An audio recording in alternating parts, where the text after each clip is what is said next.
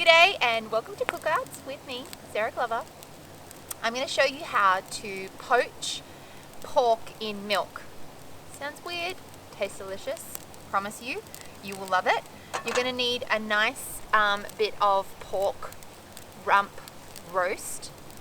It is from the butt of a pork. Is it a rump roast? Yeah, butt. I have probably about half a kilo here. Some salt, some bay leaf, some thyme, sage, garlic and lemon. I have this awesome Dutch oven which is by Campfire Australia.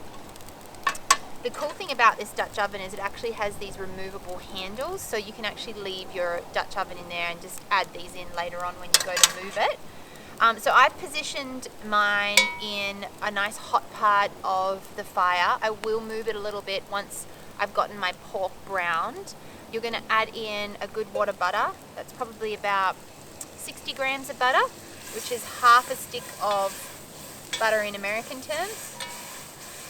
And you're just going to get that to melt down.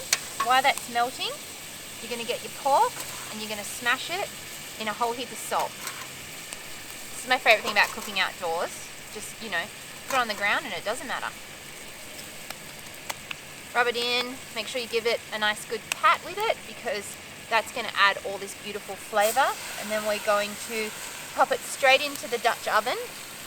What we're wanting to do is get some caramelization on our pork shoulder, pork butt, because it's going to add all this flavour into it while it's cooked. So whenever you're cooking meat like this, if you're doing a stew or you're doing a slow roast, you really want to make sure that you get your meat caramelized and get it browned, so to speak, because it's going to add so much flavour to your dish rather than just throwing all the ingredients in.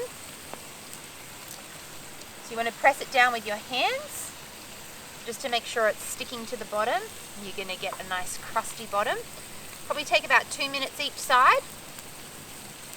So my the pork has gotten a nice bit of caramelization on it, so I'm just going to cut off the rind of the lemon. I'm not actually going to put the lemon in there because it will curdle the milk too much. Now the milk will curdle when it's cooking in our pork, that's totally fine. And I'm going to grab some leaves of my sage. I am going to put in some thyme, like so. Get some garlic.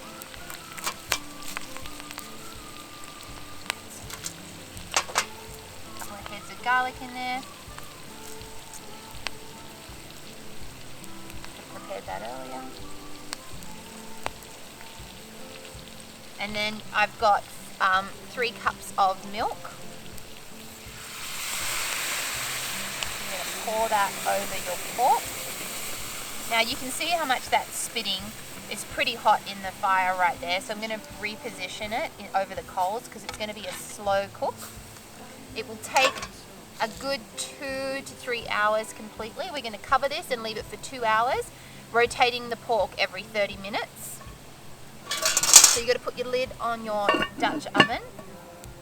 And I'm just going to open up my fire a little bit. Now whenever you're cooking over a fire like this on the ground, you just want to make sure that the area around it's nice and clear. So I've got a little bit of coal underneath my Dutch oven, and now I'm just going to pop some coals on top. You can use a shovel to do this, or a set of long tongs. And come back and check it in 30 minutes. So fast. Just one thing to discover. Oh no, it was never built to last.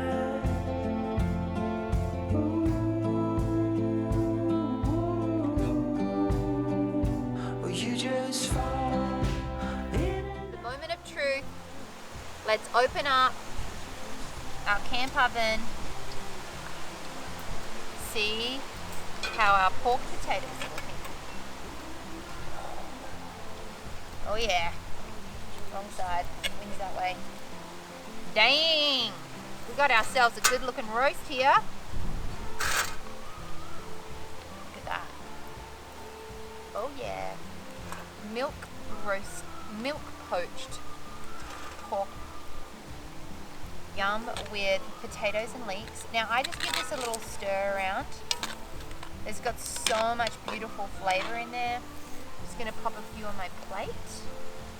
Doesn't matter if you smash them up a bit with that leek. And I typically let my pork rest probably to the side for a good half an hour before slicing it up, just so you know.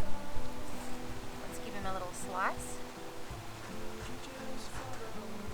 Oh yeah. Yummo.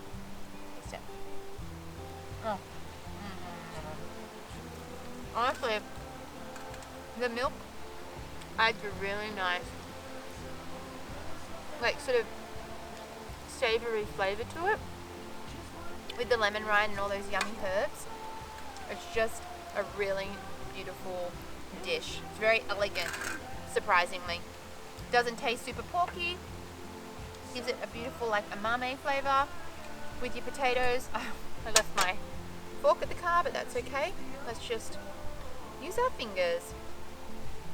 Bit of potato, bit of flavour, a little bit of pork. Oh. Yum! Make sure you give this recipe a try. Leave me some comments below. Make sure you hit the thumbs up button and click the bell so you will know when your next camping adventure recipe is live on my website, YouTube. Happy camping! You just fall in